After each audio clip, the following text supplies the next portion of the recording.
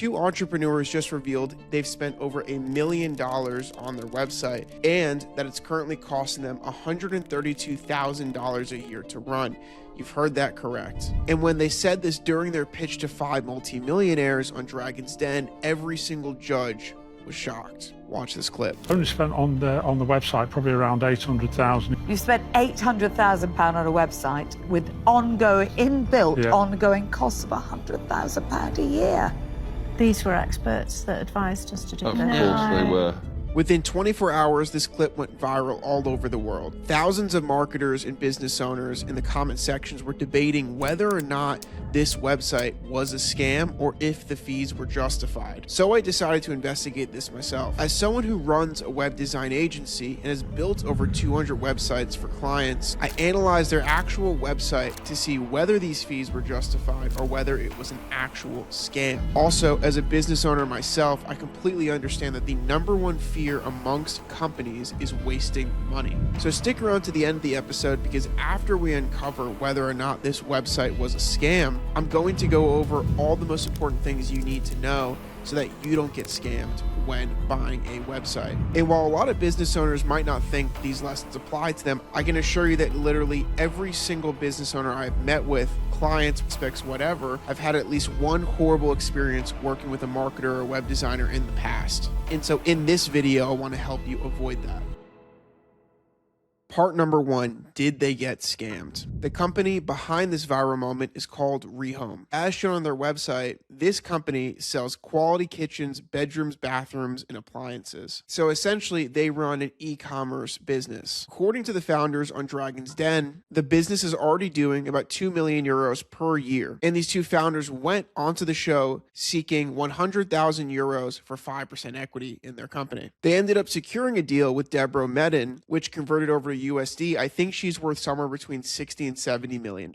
So this is definitely a legitimate and growing business. And their website is clearly a critical part of their operations. But the real question is, does their website actually justify the $1 million price tag and on top of that $125,000 a year to run? Let's look at the website itself. When the clip went viral, most people were reacting to just the number itself and how high it was rather than comparing it to the actual value the website could be getting. But to understand whether this makes sense, you actually have to look at what the website does. However, from what I can see, the setup of this website is relatively straightforward. The site has around 200 products, each with photos and descriptions and pricing. The main user flow is simple. Visitors browse the products and then inquire to learn more about the company or to contact their team. Now let's talk about the roughly $10,000 a month that they're spending to run this website. When companies pay for a website, monthly fees usually divide into one of two places. First is the technology itself. Things like hosting, servers, maintenance, security, everything involved with keeping the website up and running. Second is people.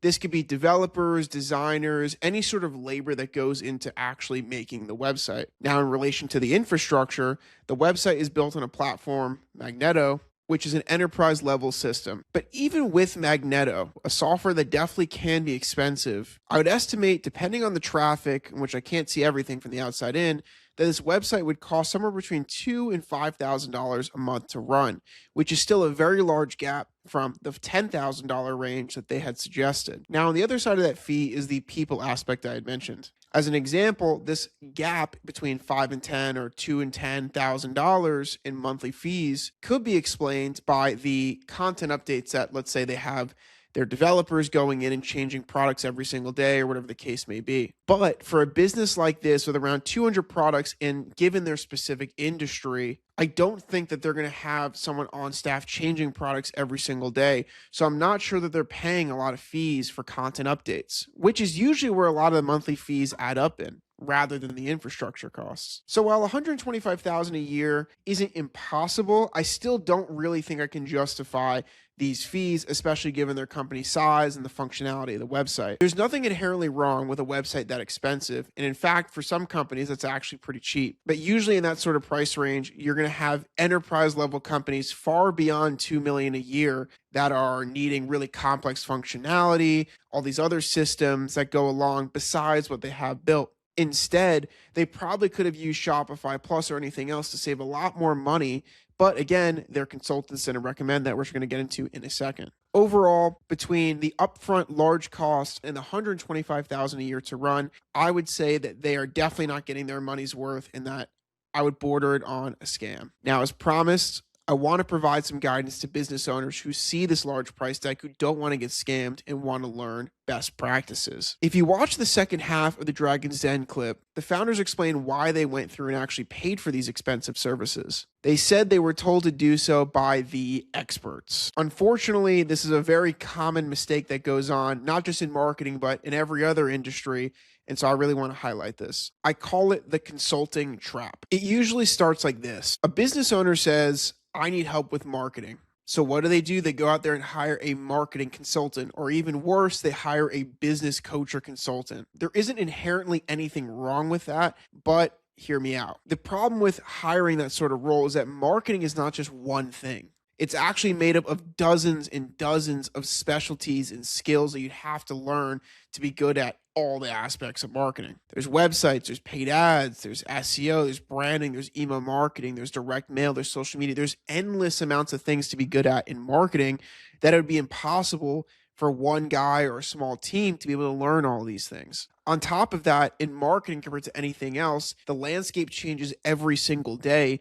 And with AI and all these other revelations, things are moving quicker. So each of these things require different levels of expertise. Yet, what do general consultants and marketing consultants do? They sell you the dream that they can do everything. And it's a really great sounding pitch, especially to a business owner who might not be as familiar with the marketing landscape. Hearing that you can have one guy or a small team handle literally everything sounds amazing. And in a perfect world, it actually is amazing. If there was such a perfect person that knew everything and had the bandwidth to keep up with all the trends and then implement that into your business, that would be amazing. But in practicality, I haven't found that exists. A good way to think of it is with this simple example. If you wanted to lose weight, would you hire a life coach or a dietitian? Both want to improve your life and probably know something about losing weight. However, wouldn't you say that you'd want to hire the dietitian because they are a specialist and they can get right to the problem and they have very specific understanding of all the nuance that goes into losing weight and your diet? One is a specialist and one is a generalist. And you have to know when to go to the specialist and when to go to the generalist. It's one of the main reasons why we decided to focus as a web design agency and not anything else. I'm sure that we can go out and very quickly become pretty decent at social media advertising, but an expert, very knowledgeable, probably not.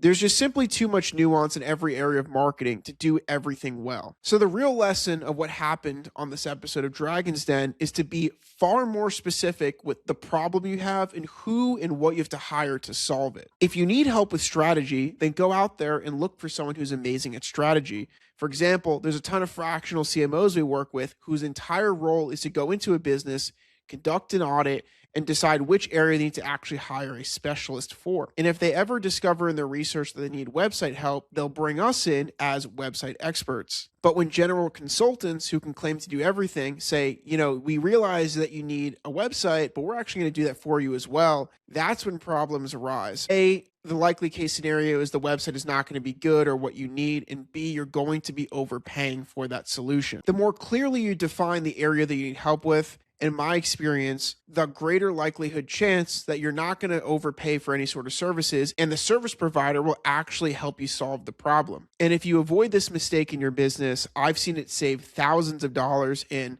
tens and hundreds of hours of the business owner's time. So make sure that you write that down and you never forget it. For those who don't know, I want to build the world's greatest web design agency. If you or a company you know is looking for website services, go to our contact form on our website. That's omisdigital.com/contact. Fill out that form and we'll get back to you in 24 hours or less. I hope you got value from this video and I hope this makes you a ton of money.